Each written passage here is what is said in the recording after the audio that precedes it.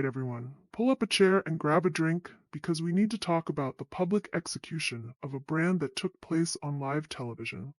So the news is out that Harry and Meghan have somehow managed to secure another Netflix contract.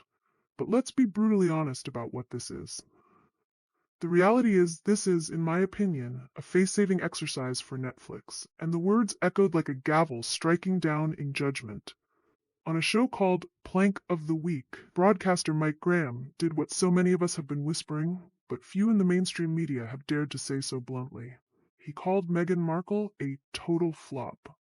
Not a misunderstood duchess, not a trailblazer, not even a controversial figure, just a flop. An unmitigated, certified, grade A flop. This new contract isn't a vote of confidence. It's Netflix trying desperately not to look like a complete and utter failure for their initial $90 million investment, in the same way that Spotify just cut their losses and ran for the hills. Now I know you guys are excited for more, but before we delve into further discussion, if you haven't subscribed, come on guys, what are you waiting for? Hit like, subscribe, and ring that notification bell ASAP. So now, adding insult to injury, this comes at a time when Meghan has had the audacity to claim her critics were actually secret fans. In her world of pure delusion, she insisted people secretly love her series. The legendary Jeremy Kyle, on that same panel, absolutely shredded the absurdity of this, asking the simple, devastating question, if everyone secretly loves it, why are the ratings so bad? You could hear the pin drop, followed by the roar of laughter from the panel. And that laughter, my friends, is the sound of Meghan's credibility dying a very public death. Instead of facing failure, Meghan did what she always does. She bulldozed reality itself, recasting abject humiliation as hidden admiration. It is the act of a narcissist so profoundly trapped in their own fantasy that they can no longer distinguish between applause and mockery. Russell Quirk on the panel highlighted how With Love Meghan wasn't just a media flop, it destroyed her commercial hopes too. The series was supposed to be the glittering launchpad for her lifestyle venture, As Ever, which launched with ridiculously pricey, completely uninspired products. The result? Unsold stock, mocked branding, and plummeting sales. Quirk quipped with a twinkle in his eye, it should have been called As Never. The panel chuckled, and the internet immediately ran with the joke, because it's the perfect, most accurate description of her entire commercial enterprise. It's all a fantasy. Her attempt to build a Goop-style empire collapsed live and in real time. Another panelist, Chloe Dobbs, noted that Meghan's influencer project, A Shop on a Platform, mysteriously vanished just as the Netflix episodes aired. Meghan had positioned herself as a tastemaker, a guru, someone we should all aspire to be. Instead, she became a case study in influencer irrelevance. She can't even sell her own image anymore, never mind products, Chloe remarked. The sting of truth in that statement is just brutal. And then Rafe Heidelmanno drove the point home. Meghan has built her entire brand, her entire fortune, by attacking the monarchy she supposedly left behind.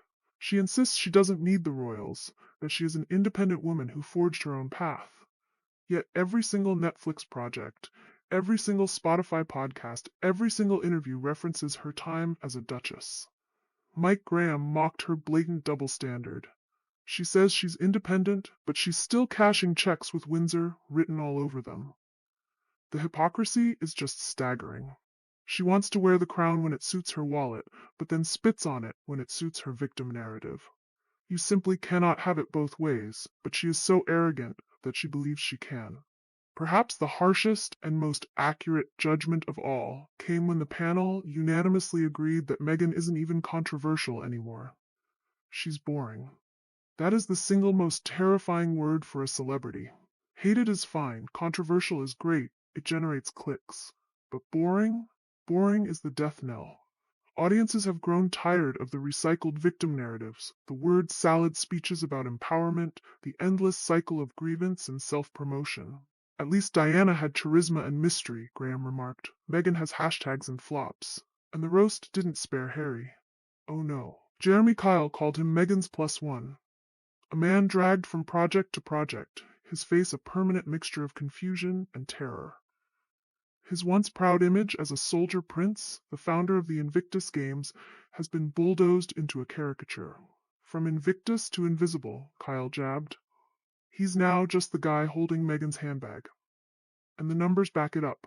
Her show landed at 83rd when it came to Netflix's top shows, while Prince Harry's passion project, his polo show, landed in the lower 3000s. The humiliation was collective. Harry was mocked just as much, if not more, than Meghan. Insiders report that Meghan was absolutely livid after the broadcast. She hates mockery more than criticism, because criticism can be debated, it can be spun as an attack. But mockery? Mockery sticks.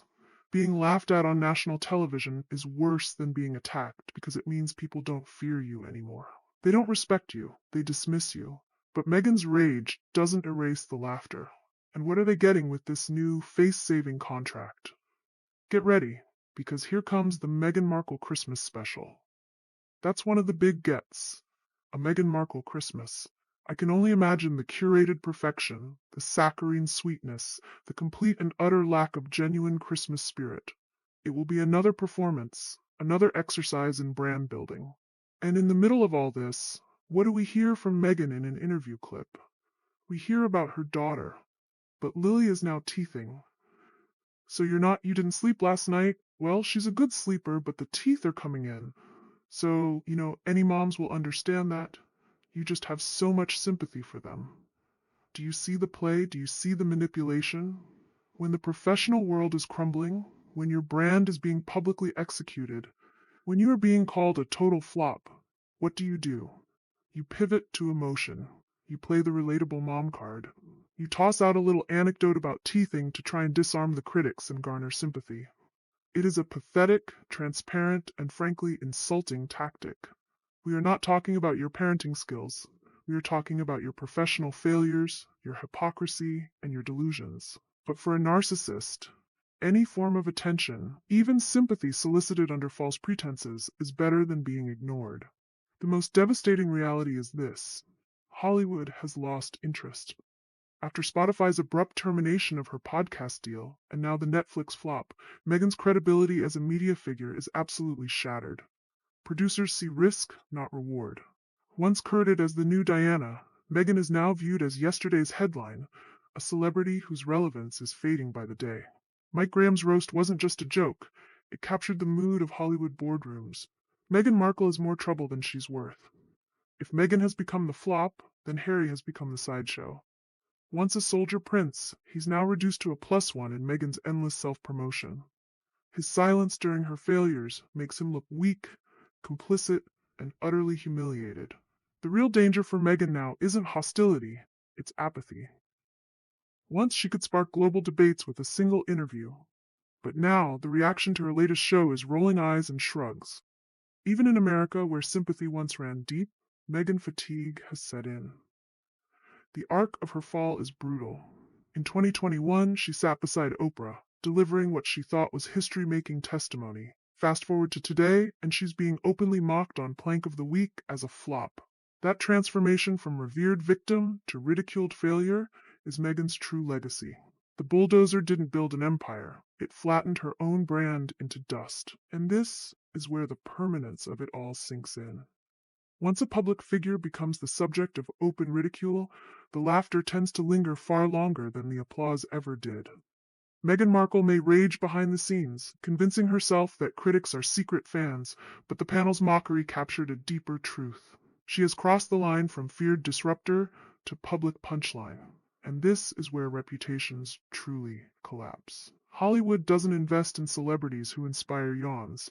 Brands don't back figures who become memes instead of role models. Even loyal supporters begin to drift when every project ends in embarrassment. For Meghan, the humiliation on Plank of the Week didn't just expose a flop, it cemented a narrative she cannot easily undo.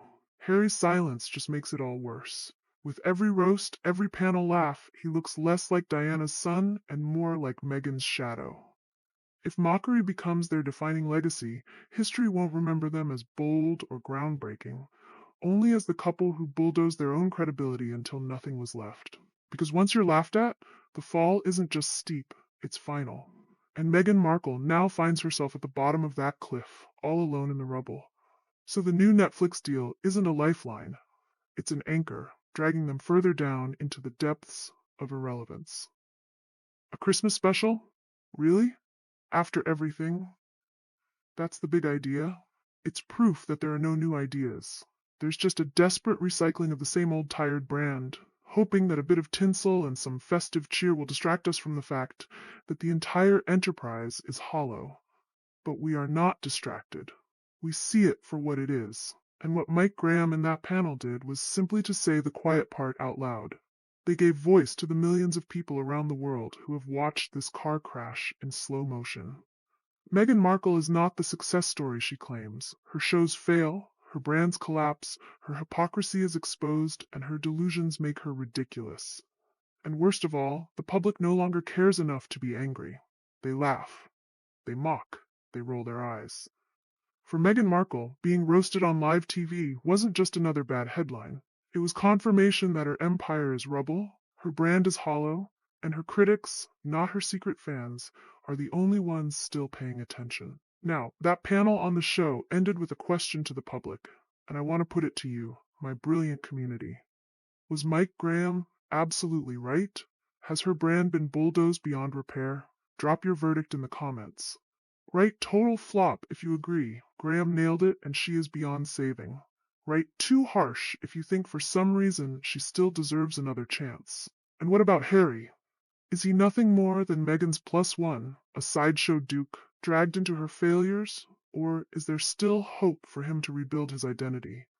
Comment Sidekick Duke if you think his credibility is gone for good, or Save Harry if you believe he can still reclaim his dignity away from her shadow. Because here's the truth.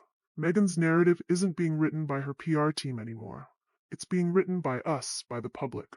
The more people laugh, the harder it becomes for her to climb back. So, make your voice heard.